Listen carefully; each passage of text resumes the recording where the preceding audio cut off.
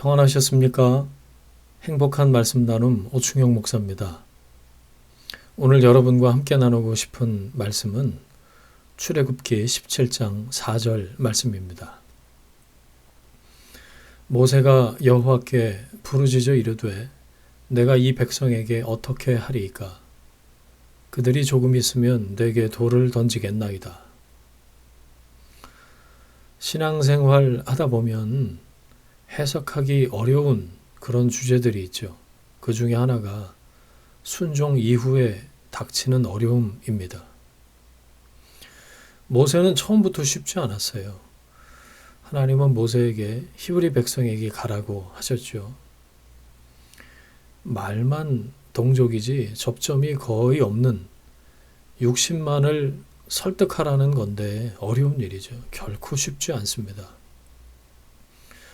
그래서 안 하겠다고 못 하겠다고 버티다가 어렵게 순종해서 갔더니 히브리 백성이 거부할 줄 알았는데 믿고 따르죠. 이상하다.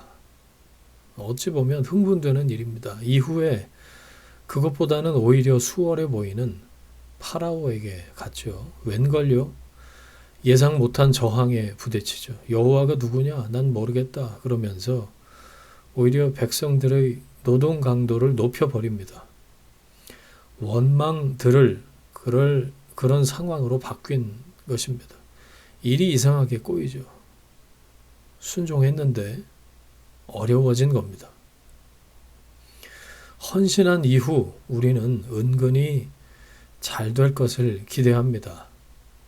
하나님 말씀에 순종했으니까요. 그런데 반대의 현상이 나타날 때가 있습니다. 도대체 순종 이후의 어려움을 어떻게 해석해야 할까요? 어려움은 우리를 주님께로 인도합니다. 여러분 이 한마디를 기억하십시오. 다시 한번요. 어려움은 우리를 주님께로 인도합니다. 어려움의 본질이 뭔지 파악하기보다 무조건 주님께로 돌아가면 됩니다. 그게 유익입니다. 모세는 난감함을 가지고 하나님께로 돌아가죠. 그리고 하소연합니다. 문제가 생길 때마다 하나님과 뭘 계속 이야기해요. 부르짖었어요. 마사, 무리바 사건은 계속되는 갈등 앞에서 어떻게 해야 할지 알 수 없었던 모세를 위한 하나님의 레슨이었습니다. 그 방법은 명령이었어요. 백성 앞을 지나서 가라.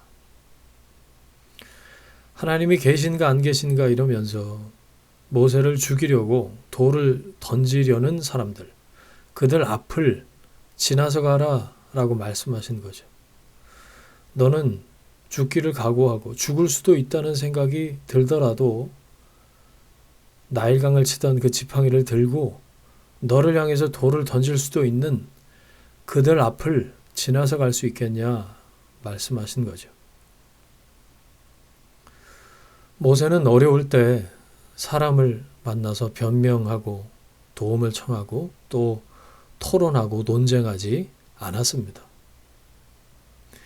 돌 맞아 죽을 것 같았지만 하나님께 부르짖었고 어찌해야 할지 몰랐지만 하나님께서 명령하시는 대로 순종했습니다. 그렇게 하나님과 깊어졌지요. 하나님과의 관계가 좋아졌습니다. 그것이 순종 이후 닥치는 어려움의 목적입니다. 어려움은 관계로 해석해야 합니다. 성경에서 의롭다고 할 때 그 의는 좋은 관계를 뜻합니다. 하나님과 좋은 관계를 맺기 위해서는 자기 의가 아니라 하나님의 의를 붙들어야 합니다. 그게 십자가죠. 십자가 없이 하나님과 좋은 관계를 맺을 수 없습니다. 우리가 십자가만 붙드는 이유는 하나님과의 좋은 관계 때문이죠. 관계가 전부입니다. 하나님과의 관계가 가장 중요합니다. 경청이라는 한자어에서 경은 기울어졌다는 뜻입니다. 하나님께로 기울어진 마음입니다. 청자를 보면 귀와 마음이 같이 들어 있습니다. 귀로만 듣는 것이 아닙니다. 마음으로 듣는 것이죠. 어려움 속에서 하나님과 대화하면 마음이 기울어집니다. 하나님을 귀로만이 아니라 마음으로 듣습니다. 이런 깊은 체험은 순종 이후 어려움 속에서만 경험할 수 있죠. 욥도 같은 고백을 했죠. 내가 주께 대하여 귀로 듣기만 하였사오나 이제는 눈으로 주를 배움나이다. 단순히 귀가 아닙니다. 마음의 눈으로 본다는 것이죠. 하나님과 깊은 관계를 맺는 것보다 더 복된 일이 어디 있겠습니까? 예레미야도 순종 이후 같은 경험을 했습니다. 주께서 나를 속였다. 그래서 내가 속임당했다. 조롱당하고 모욕거리가 되었다. 다시는 전하지 않으려고 한다. 그런데 내 마음이 불붙는 것 같아서 골수에 사무쳐서 전하지 않을 수 없다. 예레미야 20장에 그런 고백을 해요.